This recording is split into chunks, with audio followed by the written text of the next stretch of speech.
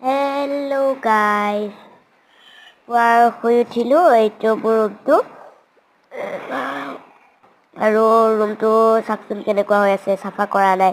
পুৱা চোতালত আহি চালোঁ যে বৰষুণ দি আছে। তাৰ পাছত মই ভাবিলোঁ এইটো কাম নহ'ব গাইজ, মই ফাৰ্ষ্ট ৰুমটো ঠিক কৰি লওঁ ব'লকচোন ৰুমটো অলপমান চাফা কৰি লওঁ, নে কি কয়?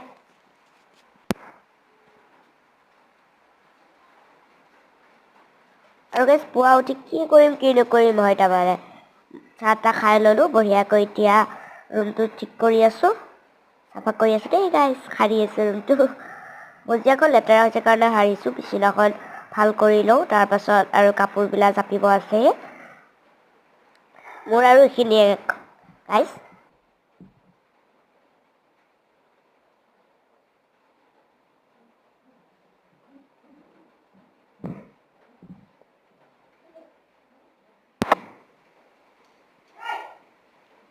মোৰ ৰুমটো নিজে নিজে ঠিক কৰি নল'লে কোনেনো ঠিক কৰি দিব, নে কি কয়?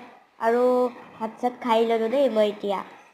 তাৰপিছত ভাবিলোঁ বৰষুণ বতৰ ক'তনো যাম, চোতালৰ ফালে চালেই ক'তো যাবই নোৱাৰোঁ।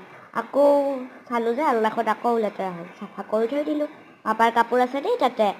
এতিয়া বৰষুণ বতৰৰ কাৰণে মই ভাত চাতো খাই ল'লোঁ, ক'তো যাবও নোৱাৰোঁ। অলপমান টোপনি মাৰোঁ ৰ'ব, ব'লকচোন মই টোপনি মাৰোঁ। ঘুমাই ল'লোঁ দিয়া। আপোনালোকক নেক্সট ভিডিঅ'ত লগ পাম। ভিডিঅ'টো চাই ভাল পালে লাইক কমেণ্ট শ্বেয়াৰ কৰি দিব। Bye bye.